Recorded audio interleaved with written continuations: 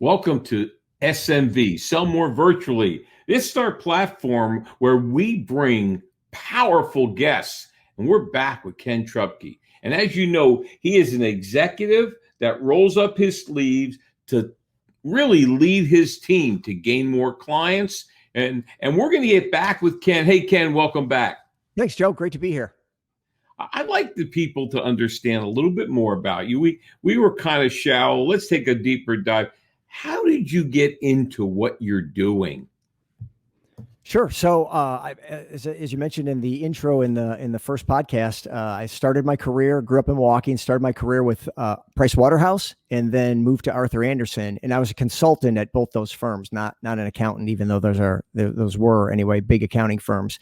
And because we have a variety of clients, we would go in and we were helping them reduce inventories and reduce costs and implement accounting systems.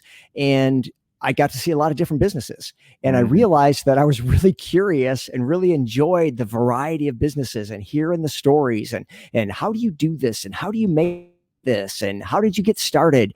And it really triggered an interest. So one of the partners left the firm and became part of a private equity group that bought an injection molding company in Michigan.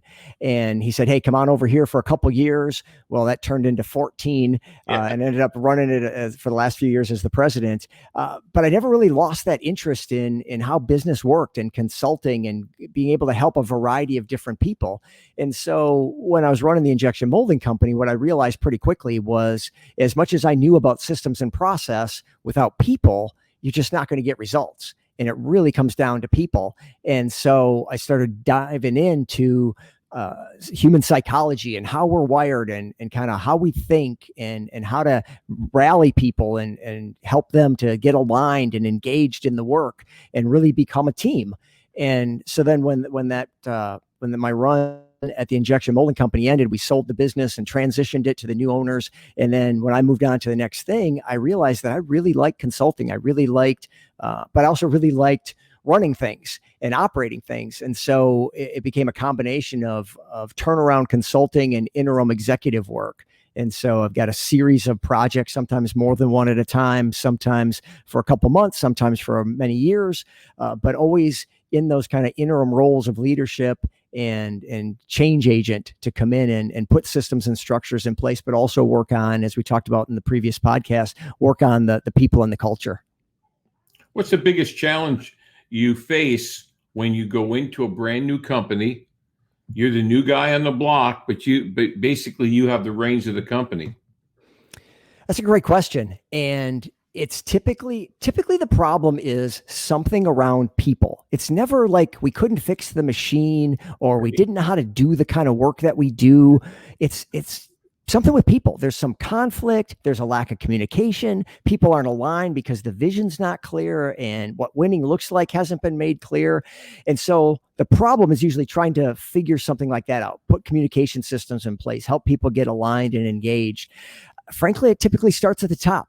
Culture is a top-down thing. And so more often than not, something's going on with that leader, that owner, that the chief executive, whoever it is, that something that they're doing, the way they've structured something is creating, frankly, chaos in the business. And so we got to get to the root of that and start finding out how willing they are to change their behavior, or at a minimum kind of step out so we can change the culture, and then start helping people understand what we're trying to do. It's every situation, but every situation's also the same, which I tell business owners is the good news. A lot of times they'll start out with, hey, we're unique. Our situation's different. You've probably never seen anything like this. And I tell them, listen, I hope not. You know, the last thing you want when you go to the doctor is say, yeah, it hurts here. He's like, hurts there? I've never seen that. I don't know. Right? Because if I've never seen that, I can't help you. So the good news is you want to be like other people so that I can have seen that and experienced that and bring some solutions to you. Now, it's not going to be exactly the same. This isn't cookie cutter stuff, but it's, what do they say? The history doesn't repeat, but it rhymes. So these situations are all, again, they're all different, but they're all kind of the same as well. So the challenge is going to be something around people, probably rooted in something around that leader. Good. Speaking of people, conversation you and I had, and you said something about, Joe, it's about know, like, and trust and making friends. Take a dive on that one. Yeah, well, so when I left the injection molding company and was on to the next thing, I looked up and realized that it was in Grand Rapids, Michigan. And I looked up and realized I don't know anybody here. I grew up in Wisconsin. My wife grew up in Rhode Island. I don't know anybody. I know my customers. I know my suppliers. I know my team. But beyond that, I don't really know people. So I went on a very intense and intentional campaign to connect and meet people. And what I realized is that it was a reframing that along the lines of what you did with us with the prospecting calls. I reframed from thinking that transaction, that meeting someone needed to be a transaction, and that it was, are you who I'm looking for? Am I who you're looking for? Can we do business? And I reframed it as, let's just make friends, because people like to do business with their friends. All things being equal, they want to do business with their friends. And as Jeffrey Gitomer says, all things not being equal, they still want to do business with their friends. So let's go make friends. And then it takes the pressure off, in the same way your scripts help take the pressure off of whether they say yes or no. When you're out networking or meeting on LinkedIn or making connections, look, I just want to make friends. I just want to know you and know what you're doing, and you can know what I'm doing. And if we can help each other, that'd be great. And that's probably going to be a second, third, or fourth degree of separation connection. It's not usually you and I can help each other. It's usually someone you know can help me, or someone I know might help you, or someone I know who knows them, 2 degrees or whatever separated. So you got to get out there and just make friends. Just take the pressure off and just connect with people, and then kind of see where it goes from there. Because you don't know who their neighbor is. You don't know who their brother-in-law is. You don't know who they coach soccer with. You never know. So let's just make friends and see where it goes. Well, let me tell you, you also did something that nobody's ever done in the boot. What was that? Oh, and you, what I like most about you is you're the real deal. You live what you say. You made a list of people that were on our podcast, and you called them. But then you went one step further. When you got to the boot camp, you asked me, how many of these people are local? And you set up meetings with them. I know you and Daryl Dixon from Valentree went out and had, lunch or coffee or whatever. And nobody knows where that's going to lead. He likes you. You like him. You're both executives. So, nobody's ever done that, and it's something that you go the extra mile. And it's really funny because a couple of the people that are on our podcast call me up and they go, you know this guy, Ken? I go, yeah, he's a great guy. Have you met him? Not yet, but I will. He called me up. And it's like when Daryl called me up, he goes, hey, I'm meeting with Ken. And I said, yeah, of course you are. I said, there's definitely great synergy with you two guys. That was a very powerful thing to do. And again, it's one of the things in your toolbox that I think people would benefit from learning. Many, many years ago, I was speaking somewhere, and the guy who spoke before me was a local small college basketball coach. He wasn't in business, but he said something. He said, never drink coffee alone, never eat lunch alone. Those are great times to meet people. And when I think of Dawn and I, the many people we've met, just because maybe we took that extra step, picked up the phone, grabbed a cup of coffee, whatever, got to know somebody without the intent of, I hope this is going to business. If it's supposed to go to business, it will. Absolutely. Yeah. I learned a long time ago that every opportunity I've ever had, and when I've asked people where they've gotten their opportunities, the answer is always the same: other people. Every opportunity we ever get comes from other people. So if you want more opportunities, well, meet more people. I got another slider for you, another change up here. Okay. A lot of my clients have gone through just everything that everybody else is going through. Mm-hmm. Some companies are able to hold their culture.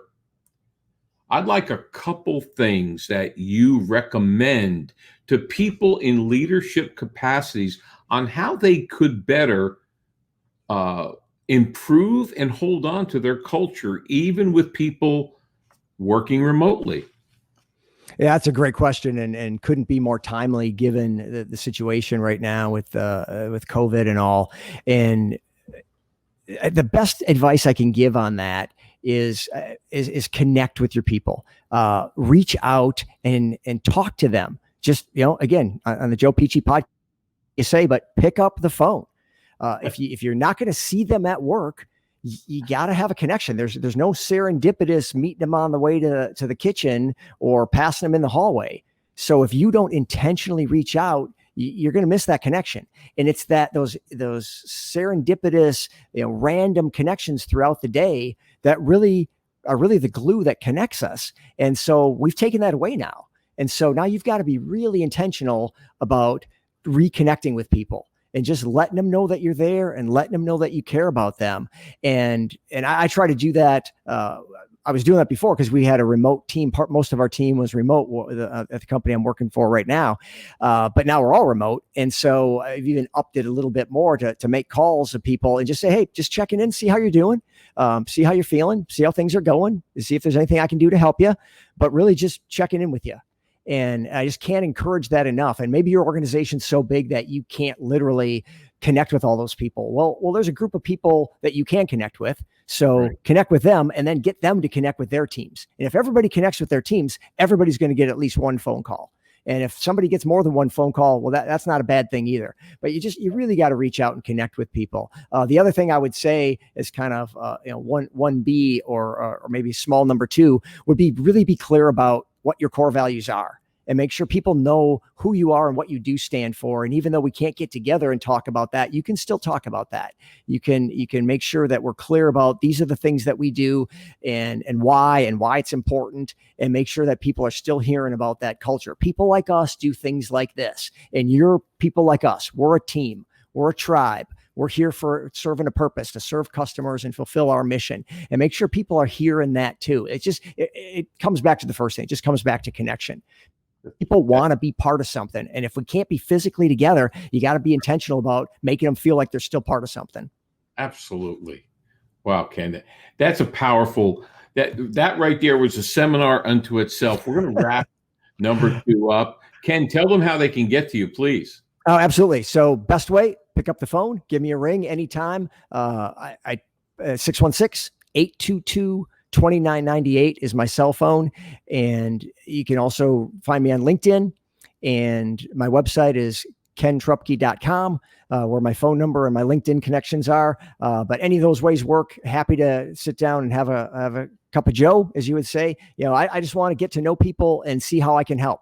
And if I can help by just connecting them to someone, is there someone I can make an introduction to? Who are you looking for? What are you all about? So that I can have my radar up to see how I can help. Always interested in doing that. I'm just looking to meet great people at this point, and great people know other great people. Who do you know I should know? Fantastic. Thank you, Ken. And thank you, team, for being here. Hey, stay tuned and go on to the number 3 interview with Ken. We're going to go even deeper. Thanks a lot. And we'll see you in our next interview. Thank you, Joe.